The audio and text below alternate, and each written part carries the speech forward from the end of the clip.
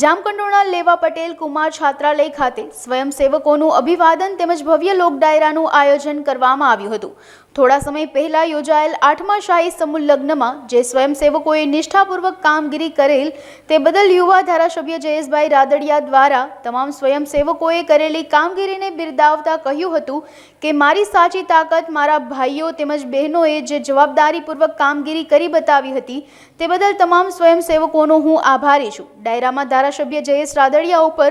500ની નોટોનો વરસાદ થયો હતો। ડાયરામાં એકત્રિત થયેલ રકમમાં ગૌવંશ પાંજરાપોળમાં આપવામાં આવી હતી। આભાર વ્યક્ત કરું છું અને કાયમી માટે હંમેશા કહું છું કે જામકંડોરણાની અમારી આ ભૂમિ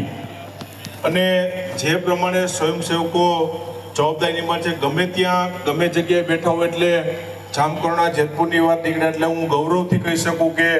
અમારા આંગણે આજનો કાર્યક્રમ અને જે પ્રમાણે સ્વયંસેવકોએ જવાબદારી સંભાળી છે, બીજે કઈ જગ્યાએ ચેલેન્જ સાથે કહી શકું કે આખા ગુજરાતમાં શક્ય નથી એવી અમારી આ ભૂમિ તમે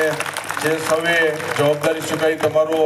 બધાનો ખરા હૃદયપૂર્વક આભાર વ્યક્ત કરું છું અને આવનારા વર્ષ માટે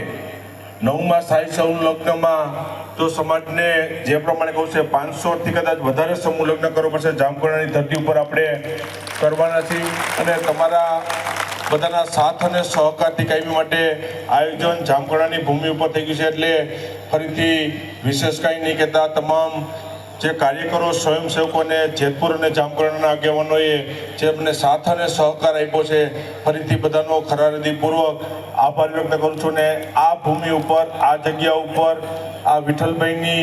તર્પણ કરેલી ભૂમિ છે અને કદાચ ગમે એટલા કાર્યક્રમો કરવા પડશે લેવા પડશે સમાજ માટે કાર્યકર્તા ઉપર ભરોસો છે કે આ ભૂમિ અમે અચકાશું નહીં, કાર્ય કરશું પૂરા તાકાતથી અને સમાજની અંદર